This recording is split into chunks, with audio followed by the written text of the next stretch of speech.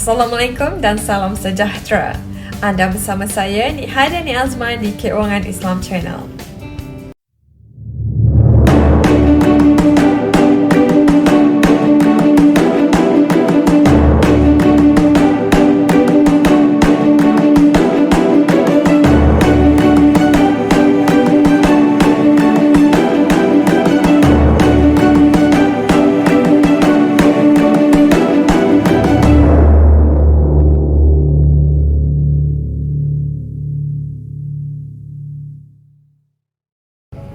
Dalam video kali ini, saya nak kongsikan tentang sedekah.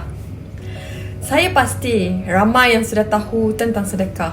Apa itu sedekah, konsep dan sebagainya. Jadi, di sini saya ingin mengambil masa anda untuk berkongsi cerita tentang sedekah. Sebelum itu, saya nak semak berapa ramai antara kita yang telah memberi sedekah hari ini. Wah, ramai ya. Beri senyuman pun dianggap sedekah ya. Sekarang saya nak tahu, apa yang anda faham tentang sedekah? Bagi saya, sedekah ialah pemberian ikhlas kepada seseorang tanpa mengharapkan balasan daripada pihak menerima. Terdapat dua kisah sedekah yang boleh kita jadikan teladan dalam kehidupan harian. Kisah pertama, kisah sedekah yang menunda kematian. Kisah bermula ketika salah satu murid Nabi Ibrahim AS mendatangi beliau lalu menceritakan bahawa dirinya akan menikah esok hari. Setelah berbincang dan muridnya pergi, malaikat maut mendatangi Nabi Ibrahim seraya bertanya tentang pemuda yang baru sahaja mendatanginya. Nabi Ibrahim AS menjelaskan bahawa pemuda tadi adalah salah satu muridnya yang akan menikah besok. Tanpa diduga, malaikat maut menyampaikan pesan bahawa umur muridnya tak akan sampai besok pagi. Mendengar hal itu, Nabi Ibrahim bergerak dan ingin memberitahu sang murid akan menyegerakan pernikahannya malam ini. Namun, di tengah perjalanan, langkahnya terhenti. Beliau memilih agar kematian tetap menjadi rahsia Allah. Keesokan paginya, Nabi Ibrahim terkejut kerana mengetahui muridnya melangsungkan pernikahan dalam keadaan sihat. Meski begitu, beliau tetap diam dan turut berbahagia menyaksikan pernikahan sang murid. Nabi Ibrahim AS melihat anak murid itu panjang umur sehingga berumur 70 tahun. Ia pun bertemu kembali dengan malaikat maut dan bertanya, apakah dirinya berbohong saat menyampaikan bahawa sang murid tak akan hidup sampai besok pagi?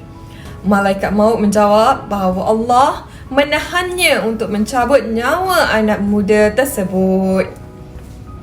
Kerana penasaran, Nabi Ibrahim kembali bertanya, apa yang membuatkan Allah menunda kematiannya? Malaikat maut menjawab dan menjelaskan bahawa di malam sebelum menikah, muridnya telah menyedekahkan separuh dari hartanya. Sebab itulah, Nabi Ibrahim tetap bisa melihat anak murid itu hingga umur 70 tahun. Sekarang kita nampak asbab kepada sedekah Allah menunda kematian kita, menggantikan dengan umur yang panjang. Kisah kedua, kisah ini terjadi di zaman Nabi Isa AS. Kali itu ada seseorang yang terkenal dengan sifat kedekutnya yang bernama Mal'un. Suatu hari, seorang pemuda yang akan berjihad di jalan Allah menghadap Mal'un, lalu meminta dengan halus agar memberinya pedang untuk berperang. Mal'un hanya diam sampai akhirnya pemuda tersebut pergi. Merasa menyesal, Mal'un segera menyusul si pemuda yang ternyata berada tak jauh dari rumahnya. Kemudian memberi pedang miliknya. Sekembalinya dari medan perang, pemuda soleh tadi bertemu dengan Nabi Isa AS yang sedang berjalan bersama seorang ahli ibadah. Nabi Isa menegurnya dan menanyakan bagaimana ia mendapatkan pedang tersebut. Lalu pemuda itu menjawab bahawa pedang itu diperoleh dari Malaun. Isa merasa senang kerana orang yang terkenal dengan sifat kikir tersebut akhirnya memberikan sesuatu. Ketika itu Malaun mengetahui bahawa pemuda soleh, Nabi Isa dan seorang ahli ibadah sedang berbincang tak jauh dari rumahnya. Melihat hal tersebut, ia mempersilakan mereka untuk masuk ke rumah. Tiba-tiba, sang ahli ibadah menolak serta berkata, "Aku akan pergi sebelum terbakar api neraka." Setelah itu, turunnya wahyu dari Allah kepada Nabi Isa yang menerangkan bahawa Allah telah mengampuni dosa Malaun berkat sedekah pedangnya. Ia juga akan masuk syurga dan berkawan dengan sang ahli ibadah.